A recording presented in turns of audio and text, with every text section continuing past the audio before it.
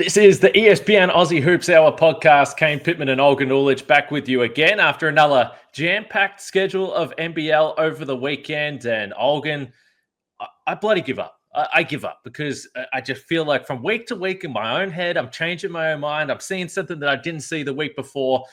Usually by this time of year, I feel like we've got a grip on things pretty well. We understand where the pecking order is. We did some sort of tiers last week. I already want to change them again. I'm starting to get frustrated. This is the craziest season we've seen, and I can't keep track of who's real, who's not, or whether this playoffs is just going to be a complete crapshoot.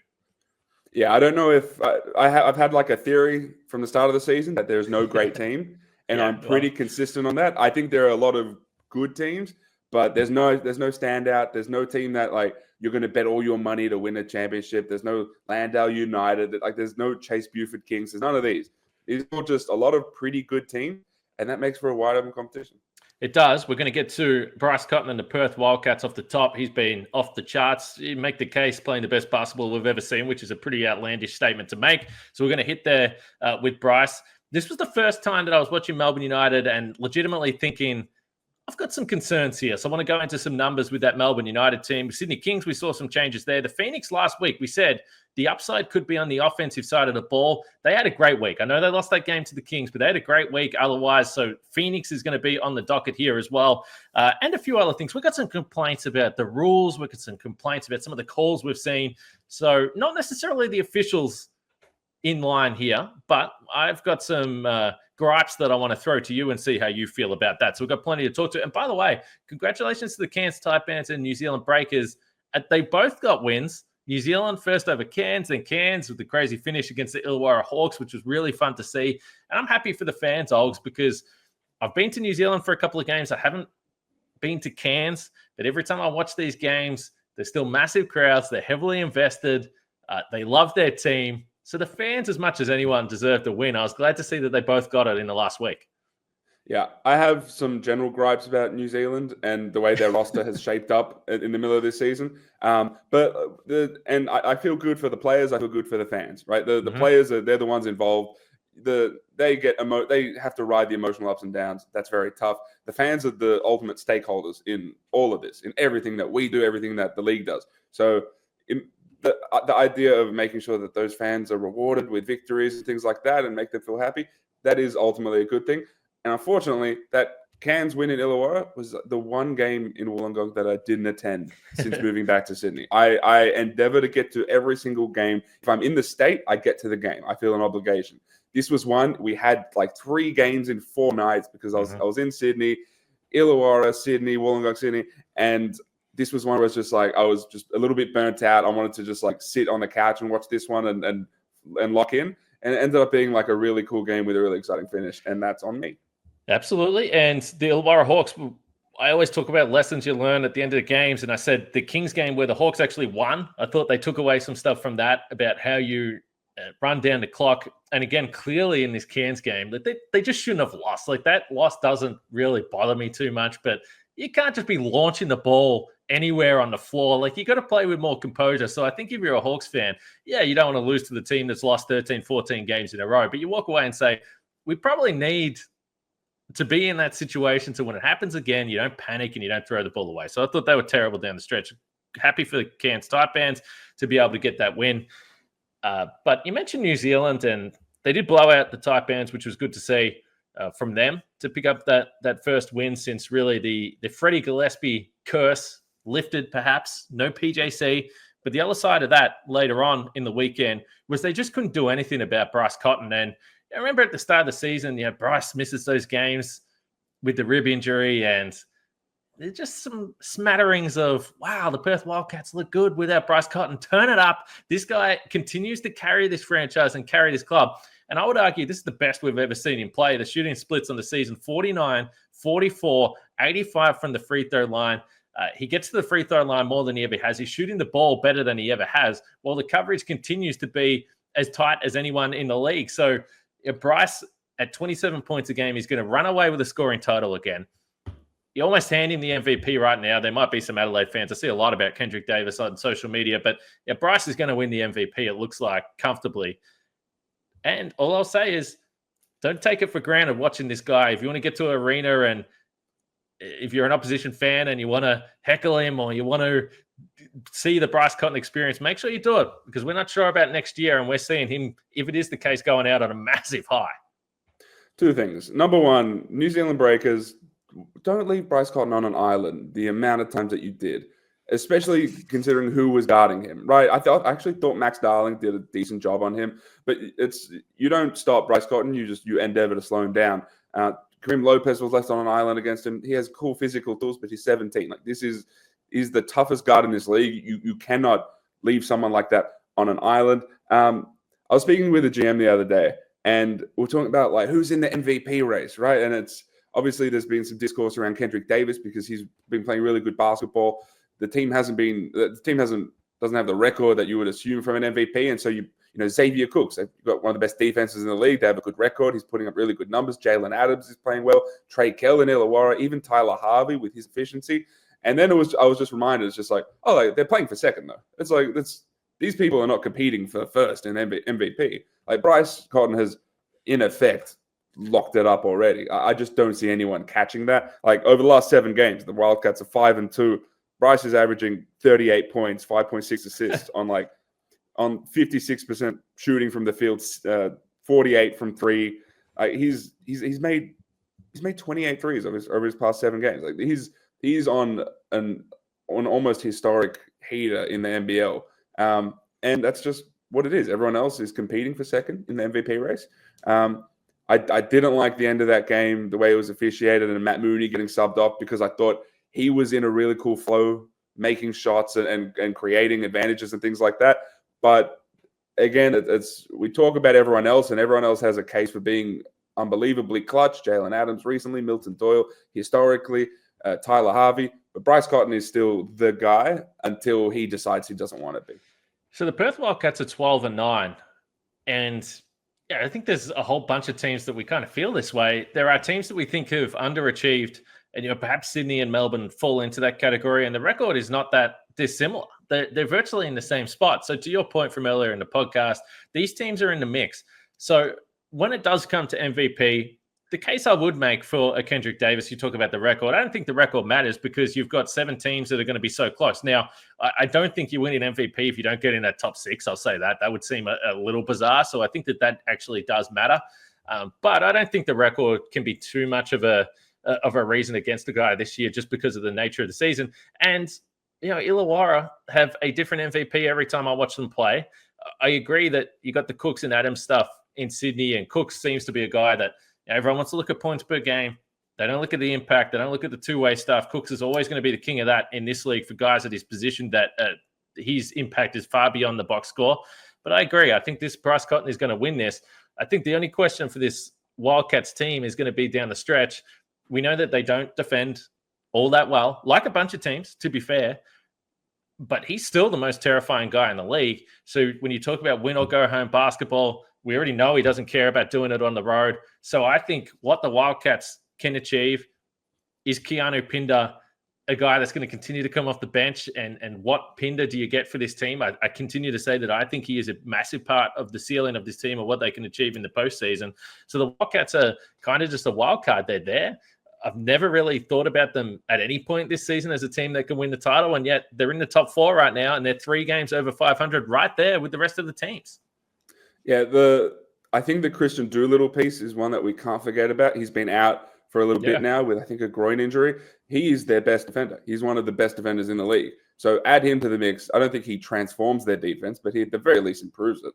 Dylan Windler was someone who came in with an expectation that he would be a high-level point of attack defender, and he would just be really solid on that end. Now, he rebounds the ball at a high level. I think defensively, as far as just guarding the ball and staying in front, I think he's been really iffy. Of late, I think he's steadily improving, and I think he's finding his spots way better on the offensive end too. So him picking up his game and figuring out how to operate in the NBL, I think is helpful for this team. I think it's in part, obviously, Bryce's brilliance is the big reason why, but all of these little things are helpful. I'm curious about the Keanu Pinder stuff as well, in that I don't know if Ethan Almanza is good enough to be starting on a championship level team. Well, I don't know why they're still continuing with that. No, and particularly in a league where generally we know that the experience matters, particularly in the postseason, and you have mature teams and guys that have been around the league for a long time. If you've got Almanza and Aquera as your starting front court, that's just a completely alternate method to what we've seen teams go down. So, in some ways, you say credit to John Riley for trying it. It wasn't working with Pinder, but I'm curious to see whether they stick with that down the stretch, because you still feel like when you get to the postseason, if the Wildcats are going to win, pencil in your 35 plus from Bryce Cotton. We've already seen that. You're going to need Pinder, and he has always struck me as a confidence guy. He's been having some pretty good moments off the bench, so I give him a lot of credit for that. It doesn't look like he's dropped his head. It looks like he's still willing to be an impact player, but to me, it feels like he's got to start. Yeah, and honestly, this Wildcats team, I look at them and I just get reminded that the team that's going to win at the end is probably the team that's healthy. That's just what it is, right? This Wildcats team, they're missing Christian Doolittle, they're missing Ty Webster. Every team is missing somebody or slowly having someone return to the lineup. Ultimately, at the end of the season, for example, I don't think the Jack Jumpers can come close to winning a championship without Will Magnay.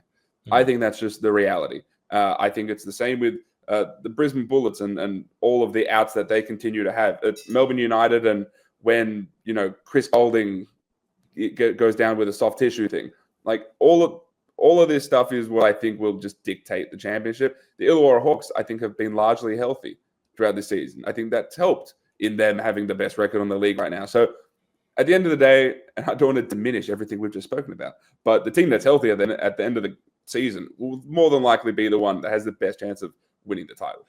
Yeah, it was interesting. Tassie, obviously, and we'll talk about the Phoenix later, and they did have their winning streak snapped, and very rare that they lose a game at MyState Bank Arena. But a thing that stood out right throughout that game was no Magnay for the Hunter matchup, and Hunter kind of just did whatever he wanted when they were giving him the ball or allowing him to be a big part of the offense. So, yeah, no doubt. Tassie, that's the ceiling for them. And credit to them that they've won all these games to this point in time. But we've said it a few times over the last few weeks. It feels like they're a piece away. And maybe Magnay's that guy, because back end of last season, he came in, was obviously such an impactful player. I was going to save this to later. Let's just get the complaints out of the way now. And this isn't even – there was a couple of head-scratching challenges that I saw on the weekend. This isn't on the officials. This is on the rule. I just don't understand the rule. I don't understand why it's like this. And I encourage whoever is in charge to please change this, because it doesn't make a lot of sense. So there was two instances. The first one was in the Adelaide-Melbourne game. DJ Vasiljevic, who pump fakes a three, and then, I'm not joking, took a 2-meter sidestep directly into the defender. This was an offensive foul in every single rule book that you've seen. Anyone that's watched basketball know this is an offensive foul. So naturally, Melbourne challenged the call. And then it's a jump ball, because apparently you can't change the defensive foul into an offensive foul. That was what was explained on the broadcast, unless it's a block charge. What the heck is that rule? What is that all about? It is a clear offensive foul. Who came up with that rule? It makes no sense to me. Yeah, this is so. It's like the NBL. They have their basketball operations department. Like they come together and they figure this stuff out. And they, again, every season they do their best to try to refine the rules and refine how challenges work. We saw some changes to it this season where you're not just challenging the exact call that was made. You're sort of challenging the play phase. But in my mind, if you're challenging like the play, right? So then you also have to determine when the play begins and when it ends, right? So does it begin like when a guy starts dribbling from the perimeter, or is it when he picks up his dribble? Like you have to determine all those things. But once you do, I feel like at that point, once you determine what the play phase is, make the correct call within that, right? So if DJ Vasiljevic goes out of his cylinder in order to draw contact and I think commits an offensive foul or something like that, then I think you should be able to change the call to that. The fact that you're not able to do that is wild to me. And again, it's just like, what's the purpose of it? Is the purpose to have like a game within the game, or are we trying to achieve correct outcomes? If the latter is the case, then we should be able to change the call. If the former is the case, then fun. We have fun with it, and it's just a game, and coaches get to play. So there's some, to your point, because I do think this is important to distinguish. So it becomes really complicated if you are challenging a foul call on one player, and then on the review you see another player fouled him. Like, I get it. Like, you can't. retrospectively completely change the call on the player that the foul was on. Like, I understand that. But if you're talking about one action where there is a clear, you think it's a defensive foul, but it's clearly an offensive foul, that's not complicated. And there should be no rule that restricts you from changing that, because the other one that I've got down was Kwatnoi driving to the basket. Josh Bannon's there. Kwatnoi elbows his head off. And so instead of being a defensive foul on Bannon, they go to review. And then again, they can't change it to an offensive foul. He just elbowed him in the face. It is very clear. It's in the exact same action. Like, that is actually, like, that rule. What's the point of the challenge? Like, I get it. You get a jump ball or you get the side ball, whatever. But that is restricting the benefits of having the challenge system. And it's not the ref's fault. If they can't do anything about that, then that's not their fault. But change the rules, because that's ridiculous. Yeah, I agree. Again, that's like the contact that you're trying to evaluate. And if you determine that the foul is on player X, then I think you should just allot that player a foul. It just is what it is. So I agree with you. There was one that irked me. I think it was last week. It was Kyle Adnam. It was the Cairns New Zealand game. Kyle Adnam was shooting a mid-range jumper. Mitch McCarron went to contest the shot, and the referees thought that Mitch McCarron blocked the shot, and so it traveled out of bounds. They called it Cairns ball. They looked at, I think New Zealand reviewed it. They challenged it, and it was determined that Mitch McCarron didn't touch the ball. So Kyle Adnam just shot an air ball that traveled out of bounds, and then they called it jump ball for I don't know what reason, because my assumption was that they were challenging the out of bounds call, which should just then give the ball to New Zealand. And I still don't know what happened there. Like, if this was an out of bounds call and we've determined that this person touched it and not this person, good. That's the outcome. New Zealand ball, on with it. They called it jump ball for I don't know what reason. Maybe because I honestly can't even endeavor to figure out what the reasoning was. It seems to me that all I would say with the challenge system right now, it seems that it is stopping the officials or the review center from enforcing common sense, which is just absolutely bizarre. There are confusing scenarios. You can't review something that wasn't the initial call, all those types of things. But stuff like those ones that we've mentioned, I'm sure there's fans that are listening to this that were equally puzzled by those challenges in the moment. So I'm sure in the next few weeks we'll have another one, because this review system just continues to be not great, if you ask me. Just quickly, let's bring it back positive. Just quickly on the Phoenix. They have the win over Illawarra, they have the win over Tasmania, and they blow it late against Sydney, which was a shame, because this is a team that we discussed last week on the podcast. The upside was on the offense. Derek Walton Jr., this is the guy that is changing everything. He is now dominating as a point guard. He seems like he's fully confident again. Maybe it was a health thing. I'm not 100% sure. Maybe it's just getting adjusted to the new head coach and Josh King, who clearly focused on, let's get the defense right, then figure out the rest. But the balance now is perfect. There's not Nathan Sobey dominating the ball. They are able to get the ball to their best facilitator, which is Derek Walton Jr., which is then engaging Geordie Hunter. You've got Matt Hurt, who, as a small ball five, is as good as anyone in the post-up situations. They can isolate him on the baseline, and he can score on anyone right now.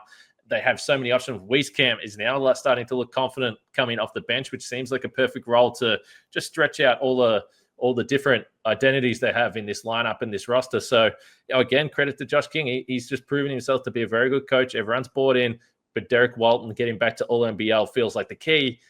If they continue to improve on offense, this is a really dangerous team, and they had a great week. Yeah, Derek Walton is like a very known commodity here, all right? And he started off a little bit iffy. I think there was just teething and trying to make the partnership with him and Sobey work and just get that team to gel. It was under Mike Kelly. I'm not sure. It wasn't working, right? And I think they quite rightly moved on from Mike Kelly, brought in Josh King. And then Derek Walton had that hamstring injury that had him out for a considerable amount of time. Yep. I think it was a hamstring. It was a soft tissue of some sort. And then when he came back, he then got sick. So he was out for like 3 games with an illness. So it took him a little bit to get back into, playing shape, the form that I think we know of Derek Walton. And now he's playing at a level where he's up there with Parker Jackson Cartwright as far as and Jalen Adams as on-ball guys who can basically get to whatever spot they wanted.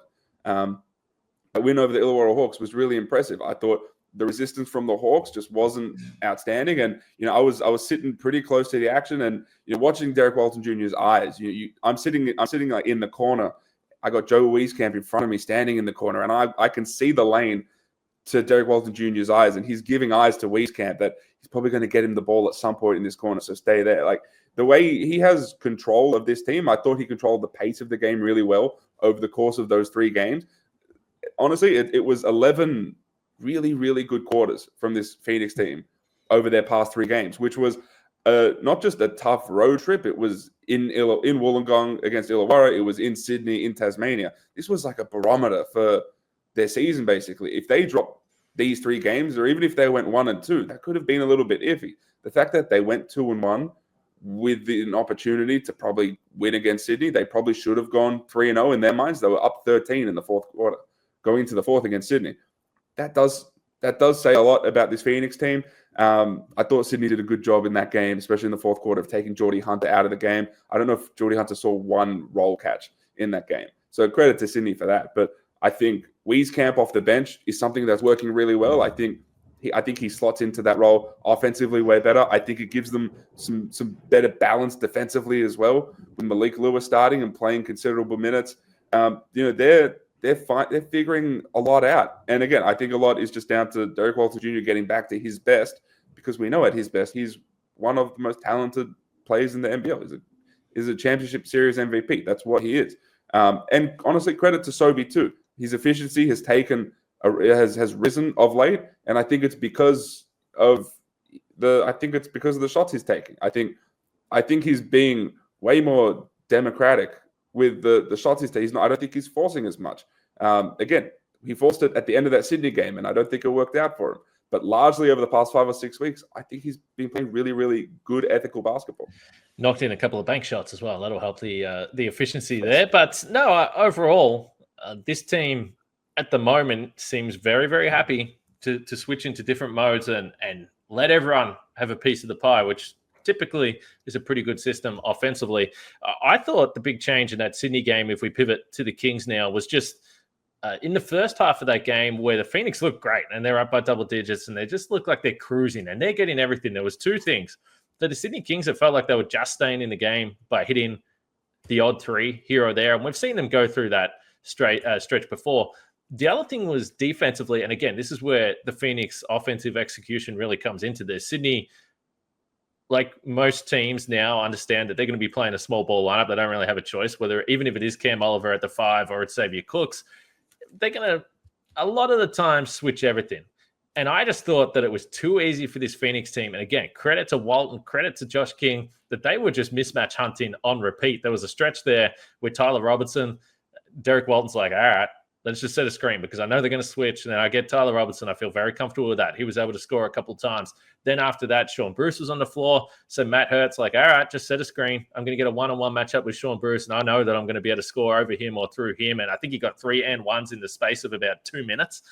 So the execution was both ways. The Phoenix understanding how they could get easy buckets. But the other part of that was just the Sydney Kings small lineup and just switching everything and allowing that team to get what they wanted. I thought in the second half, they did a better job of showing more bodies in the paint, quick double teams to getting the ball out of those mismatch hands. Because the one thing you say about the Phoenix, they weren't shooting the ball well from 3. And I think if you can stop them from executing in the mid-range, Derek Walton, Jordan Hunter rolling to the basket, Matt Hurt on those smaller guards, then you give yourself a chance, because then all of a sudden Nathan Sobey is taking outside shots. Owen Foxwell's out there trying to shoot. Ben Ayres now getting rotation minutes and jacking up 3s there as well. So I thought the Kings did a better job in the second half of not just letting the Phoenix get whatever they want.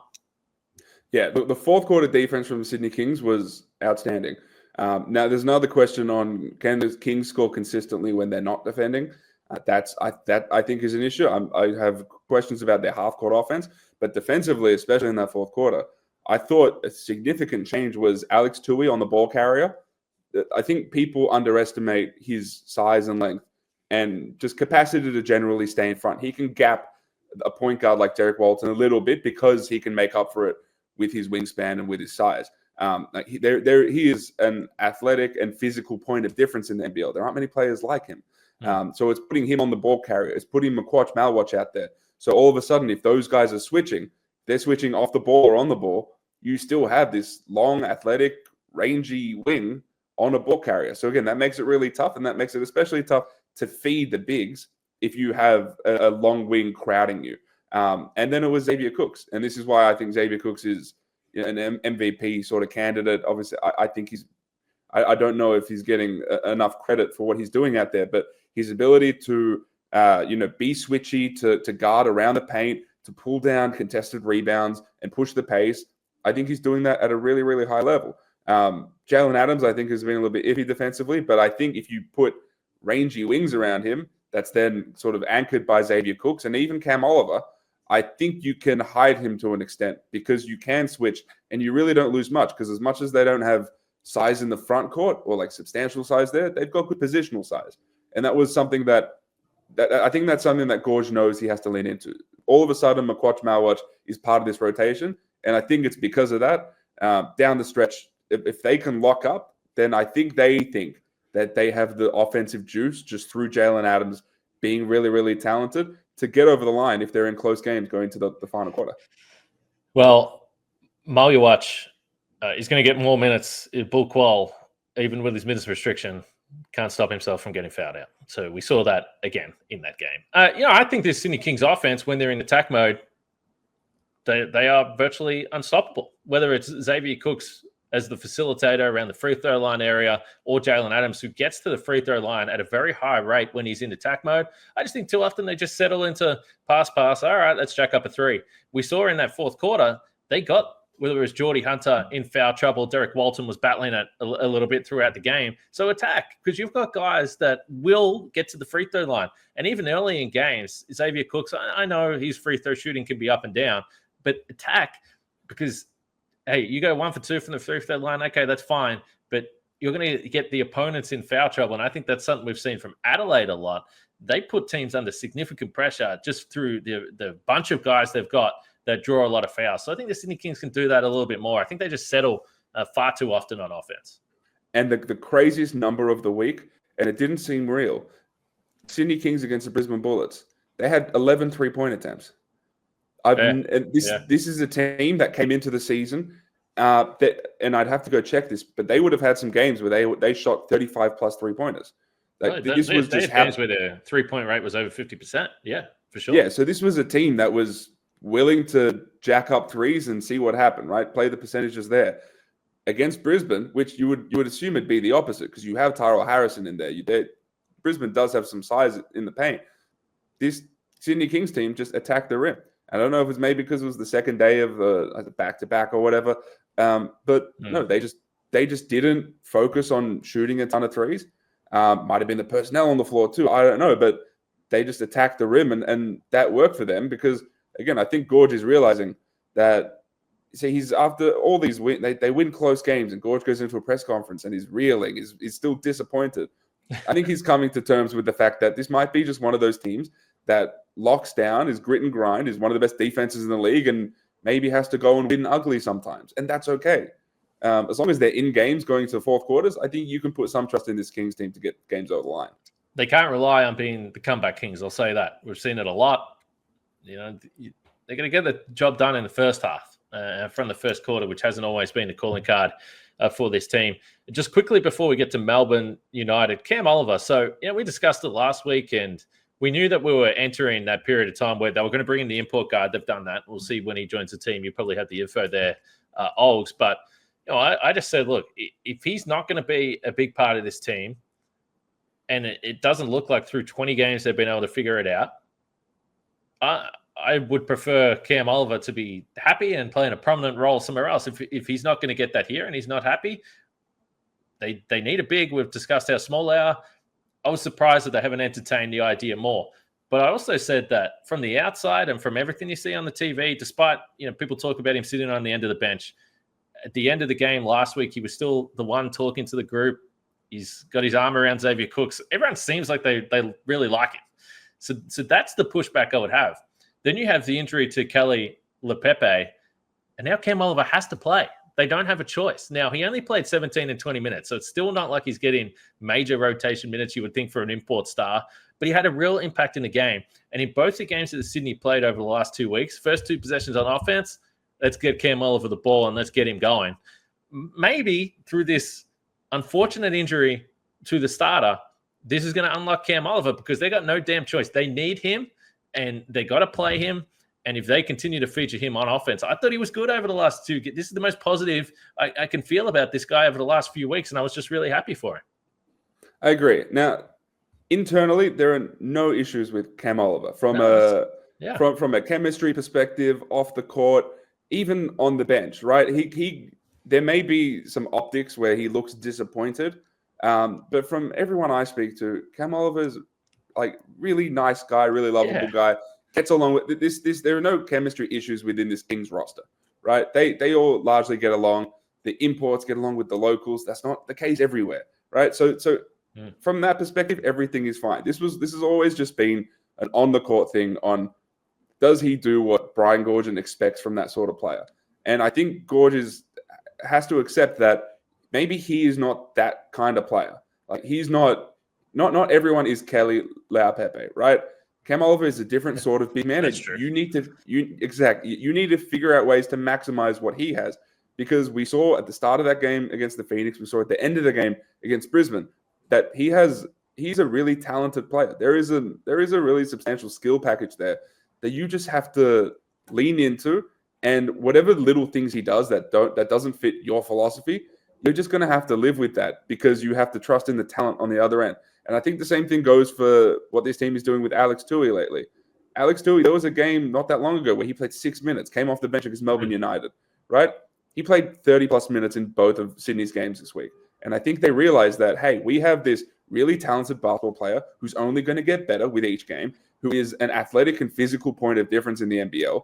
And if we lean into him and his skill set and empower him and tell him that he has to be assertive and aggressive, then maybe that's the best thing for us to win games. If he gets blown by once in a while, or if he looks young every couple possessions, I think you live with that, because the long-term view is by the end of the season, he should improve and develop to a point where he'll be a really helpful piece for your team, right? And that's the same thing. It's the same thing with Tui. It's the same thing with Cam Oliver.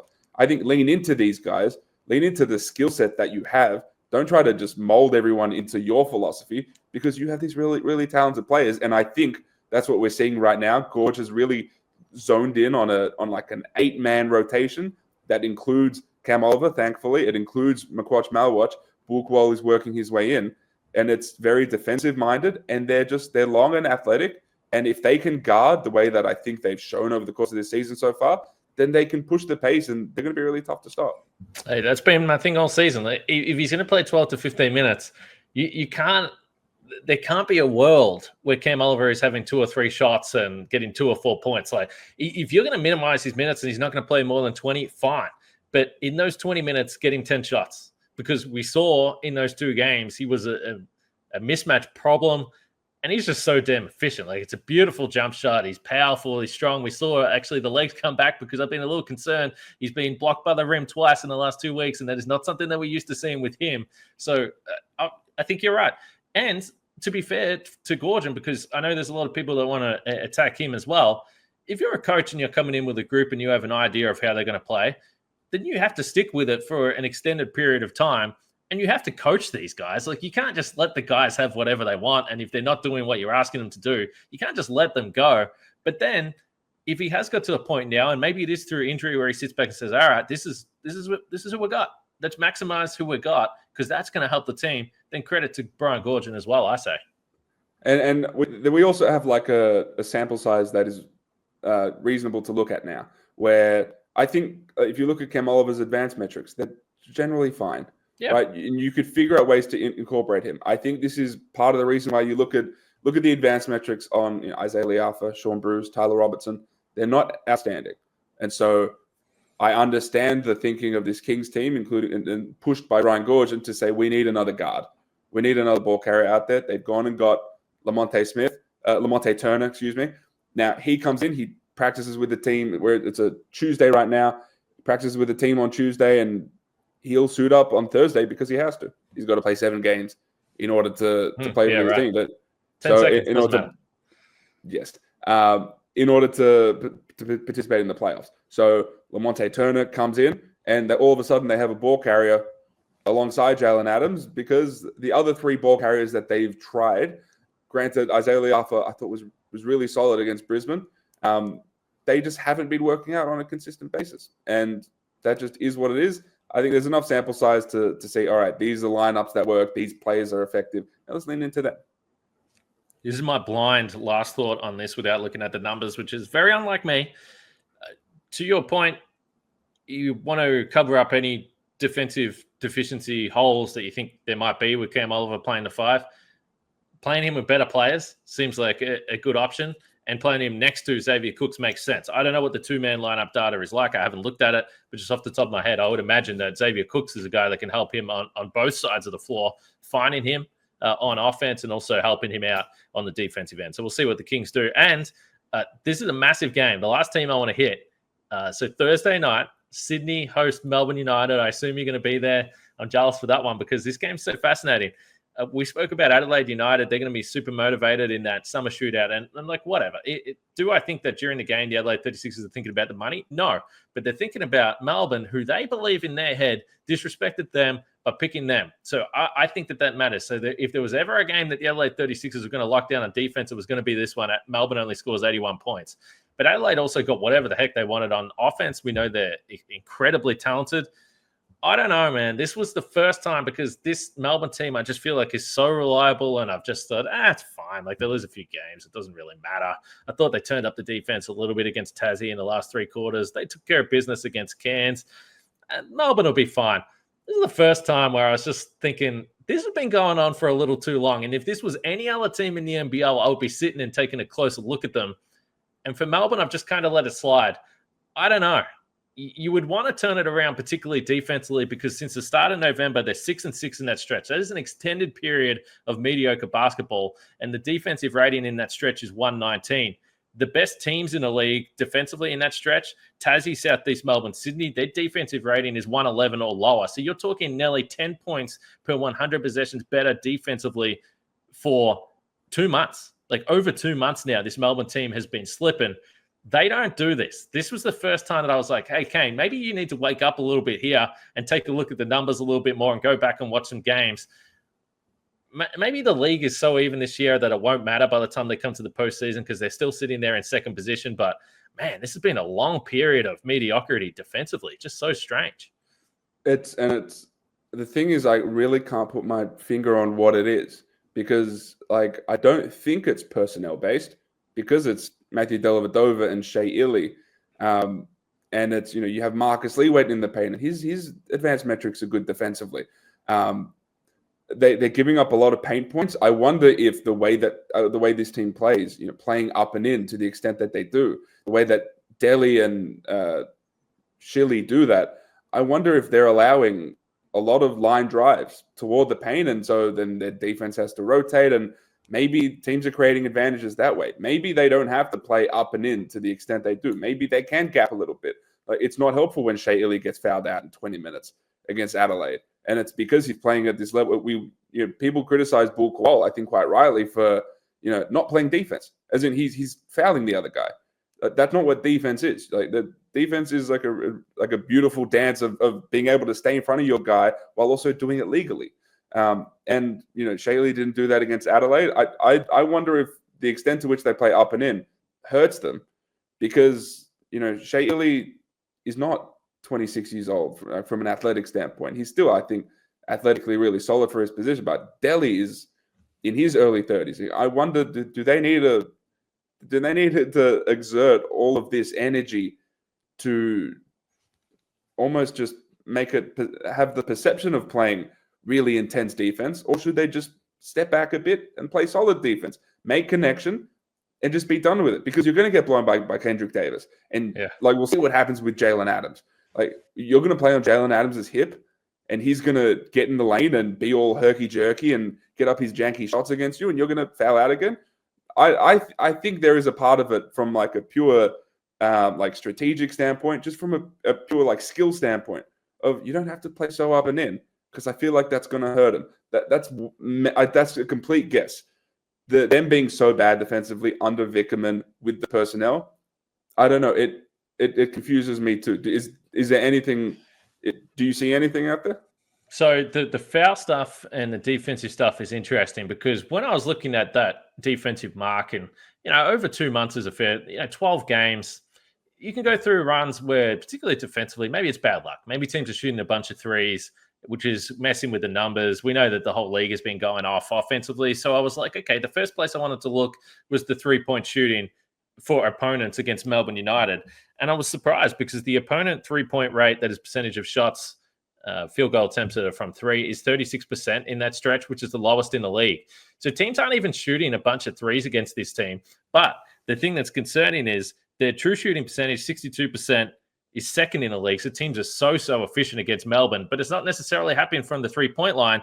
And they have an opponent free throw rate of 39%. Like, teams are just walking to the free throw line against this Melbourne United team.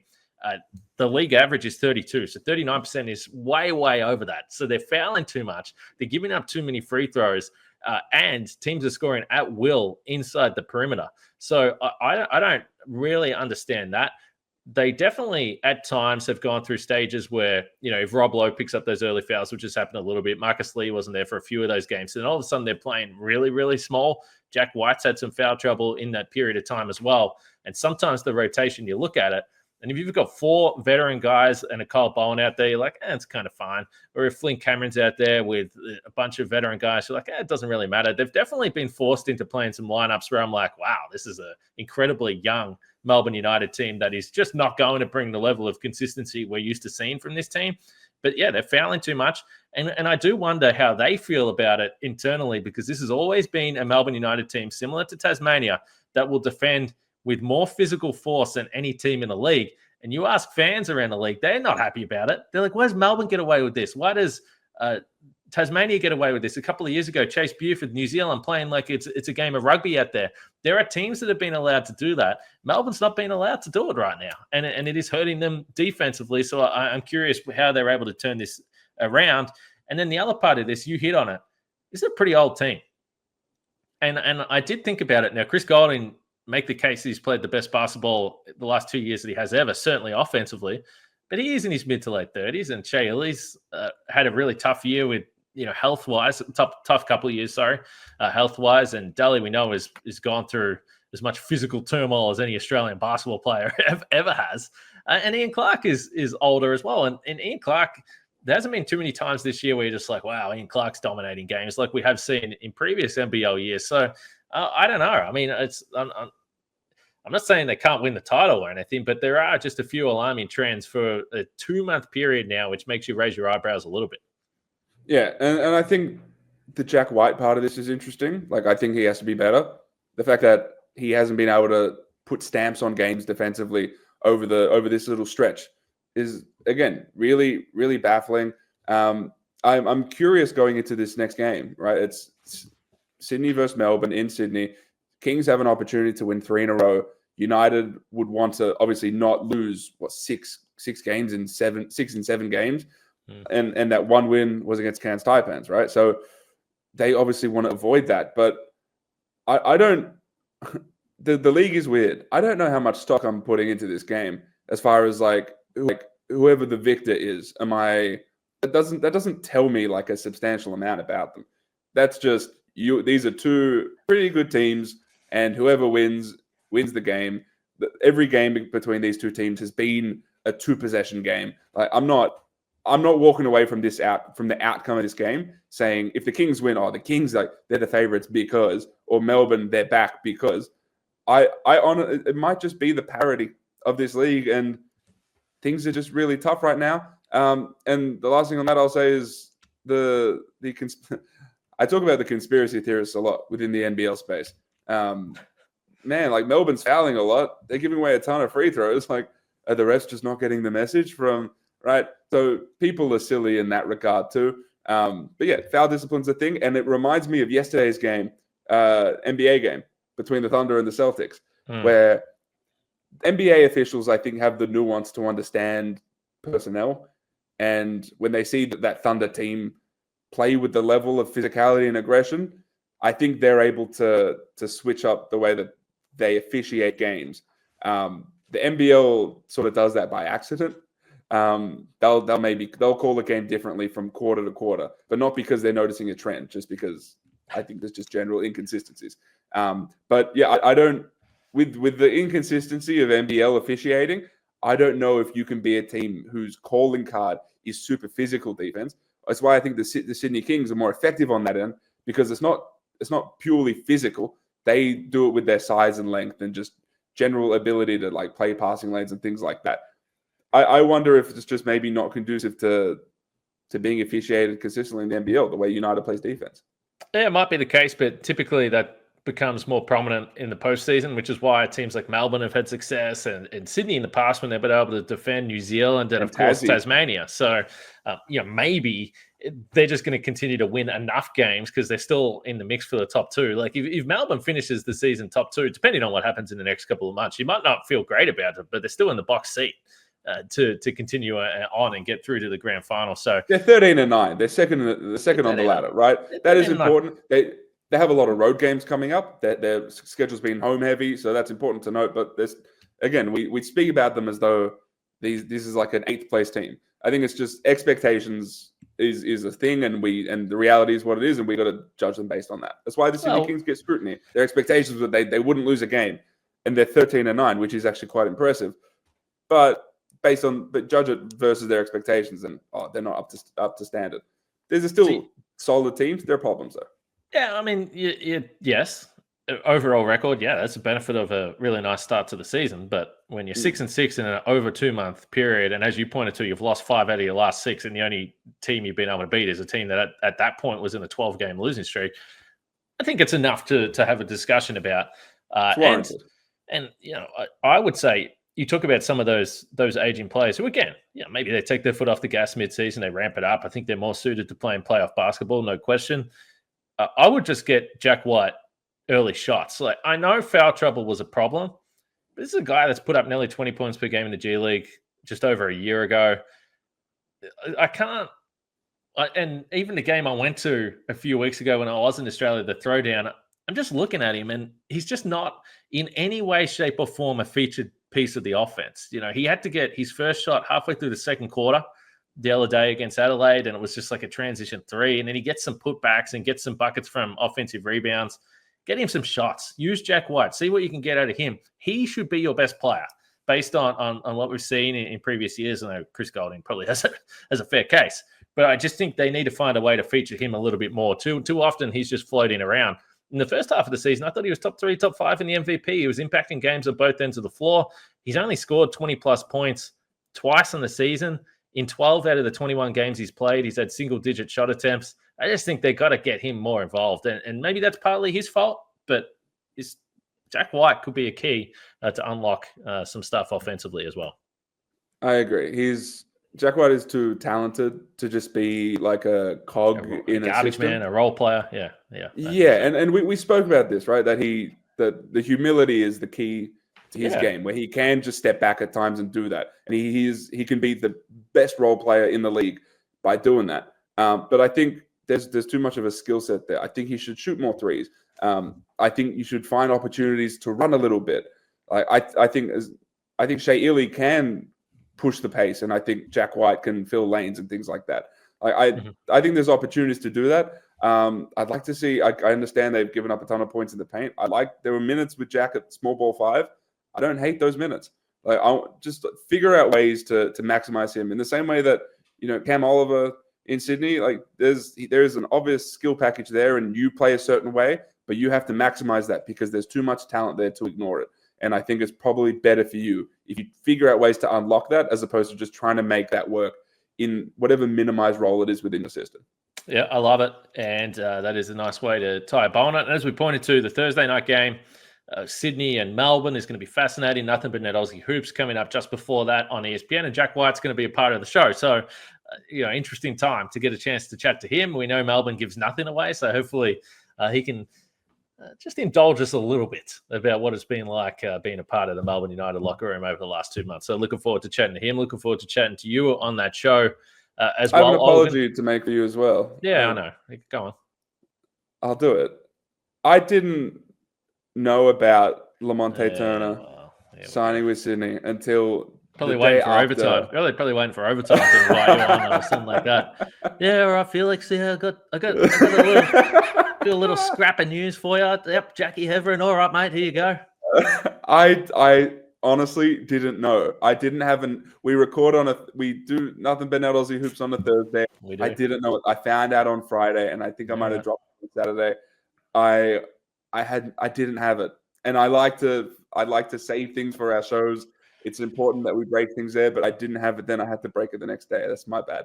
No, I get it, mate. No, it's totally fine. It is the business. You need to maintain your relationships. Totally understand that. But at some point during this year, wouldn't go astray if you can just bring a little tidbit, little breaking news. We can get some sirens going and the lights flashing in the studio, and everyone will be really excited for that. All your work at espn.com.au. Make sure everyone checks that out. Bunch of games right across the weekend. Still not too many days off in the NBL schedule. You can watch it all on ESPN. Your home for hoops. This has been the Aussie Hoops Hour podcast. A long one, plenty to chat about. Make sure you get involved on the socials. Let us know what you thought. Were we too harsh or too nice to your team? How are you feeling? Because if I was a fan of a team right now, I'm not sure that I would feel that confident either way either. So let us know how you're feeling on the social pages. Of course, you'll be able to find this full podcast on the ESPN Australia YouTube page. That'll do it. Until next week, we'll see you all on Aussie Hoops Hour Thursday night on ESPN. Olgun, outstanding as always, my friend. Thanks, Kane. See you guys next week.